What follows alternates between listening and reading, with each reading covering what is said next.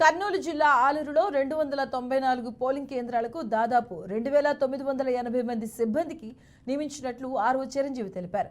ఎన్నికల సిబ్బందితో పాటు దాదాపు 2000 మంది పోలీసులతో ఎన్నికల కేంద్రాల వద్ద బందోబస్తు ఏర్పాటు చేశామన్నారు. సమస్యాత్మక గ్రామాల పోలింగ్ కేంద్రాల వద్ద కేంద్ర ప్రభుత్వ పోలీసు బలగాల నిఘా ఉంటుందన్నారు.